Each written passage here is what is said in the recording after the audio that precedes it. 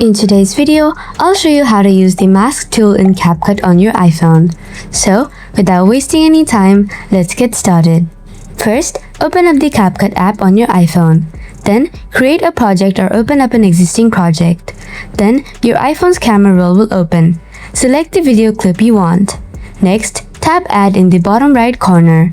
Now your clip will appear in the editing timeline. After that, tap on the clip to select. Now slide to the bottom menu until find the mask option. Then tap on it. Here, you will get few more options like horizontal, mirror, circle, rectangle, hearts, and stars. Tap the shape you like I'm gonna select circle. Now resize and move the mask to fit your subject. Then tap on the check mark below. Now play the video to see the mask effect. Here it is.